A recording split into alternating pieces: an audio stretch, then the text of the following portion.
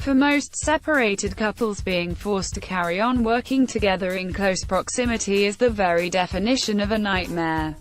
That, however, is exactly the pickle that strictly professionals Kevin and Karen Clifton have found themselves in since announcing their split earlier this year.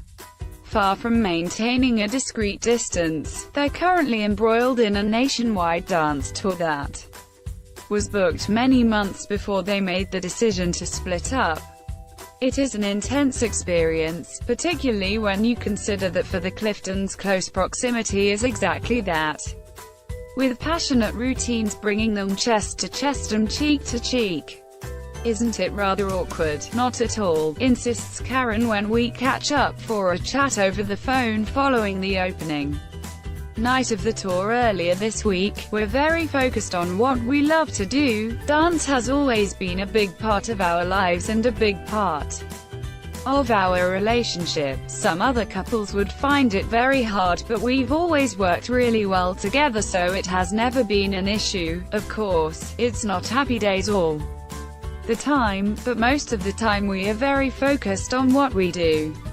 You put your egos aside. You put everything aside. It's a clean sheet. It is a sentiment echoed by her soon-to-be former husband. It is still the same collaboration, he insists. It's a different dynamic, a different energy now, but nothing else has changed in terms of work. It's just that everything is now out in the open. By that he means what he referred to earlier this year as the elephant in the room has been addressed. Rumors about the Cliftons' marriage had been around since the last series of the show and gained currency when the couple didn't dance together in the final.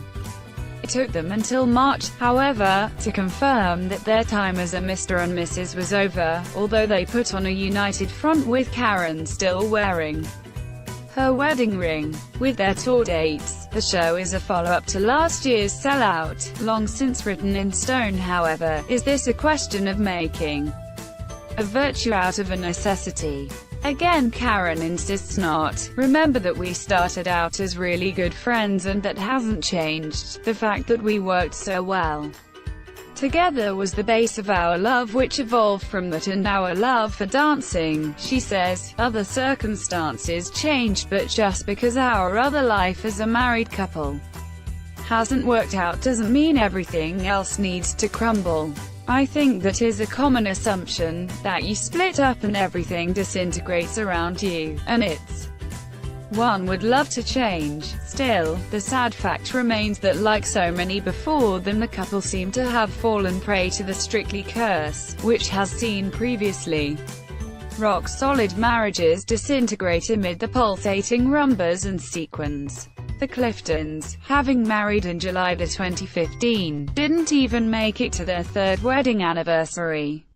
It is all the more puzzling because they always seemed besotted with one another, even if on paper they are not the most obvious match. Karen the sassy Venezuelan-born New Yorker, Kevin the nice middle-class boy from Lincolnshire who Sir Brucey liked to call Kevin from Grimsby. Yet Kevin admits it was pretty much love at first sight when their paths crossed 9 years ago in New York while both were working for a touring company called Burn the Floor. I thought she was a bit out of my league, to be honest, he has said. In the past, the pair married in Westminster in front of 150 family and friends and for a time shared a home in leafy Wimbledon, southwest London. Fast forward to the present though, and it seems that while their on-stage chemistry remains vibrant, the domestic passion has fizzled out. Sadly, neither will be drawn on their living arrangements now, nor whether it is adjoining but separate hotel rooms they retire to once their evening tour performance is over. I don't think we need to go into that, do we? Says Kevin diplomatically. Indeed, any further probing over their marriage is off the agenda. Reports earlier this year suggested that Karen was looking to relocate back to the US, although this seems unlikely given that both Cliftons insist they are hoping to return to the Strictly dance floor when the show resumes in the autumn. We've had initial conversations, but we are still waiting for contracts, so I can't 100% say we will be in it, says Kevin. I think they have to finalize their celebrity lineup. Well, I hope that's what it is. Either way, we're on standby waiting for that phone call, as would love to be doing it. A Strictly favorite, Kevin has been a particular success story on the show, whirling 4 of his 5 partners: Good Morning Britain's Susanna Reid, EastEnders actress Kelly Bright, the singers Frankie Bridge and Louise Redknapp, all the way to the final since joining the cast in 2013. Last year he partnered comedian Susan Calman, a pairing that also proved a hit with viewers.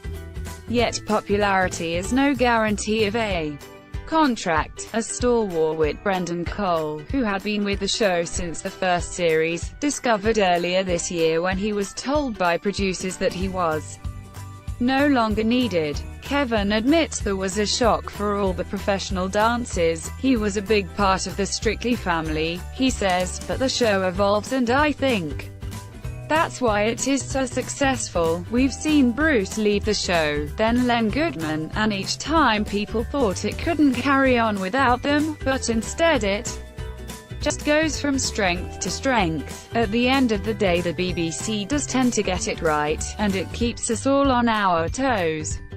We all know we need to keep pushing ourselves, as our jobs might be taken by hot young dancers. If the Cliftons do return, he insists their separation will be no reason for rivalry, rumors of which beset all the professional dancers every year. We have always supported each other, we have always tried not to see it as too much of a competition between us, and that won't change, he says. Our job is to help the celebrities and to make good entertainment for the viewers. Both Cliftons remain friends with all their partners. Karen is in touch with former partners Jeremy Vine and Dave Meyers, even spending a weekend with a hairy biker and his wife in the wake of their dance partnership. I've got on really well with all of my partners. They were all texting last night to say we hope the first show goes well, and they're all saying they're going to see it, adds Kevin. I can't wait to go to Glasgow, as Susan Calman has said she is definitely coming to see us there. His 2016 partner Louise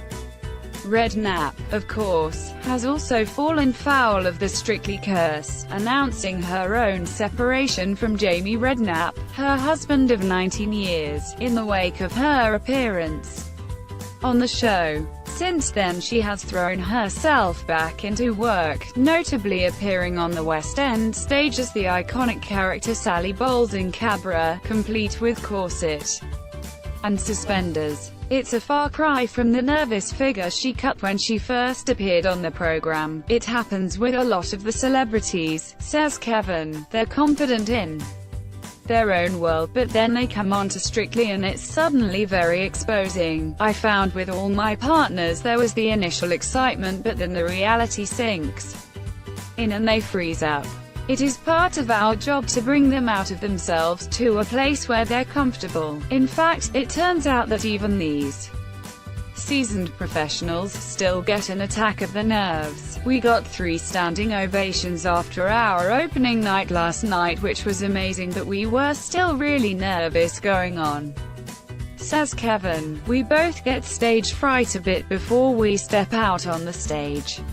We never take any of it for granted. The big question, of course, is whether the pair will be able to continue to dance together so intimately once they get new romantic partners. Both remain single at the moment. I don't think anything will ever change between me and Karen, says Kevin. It's all about respect and kindness.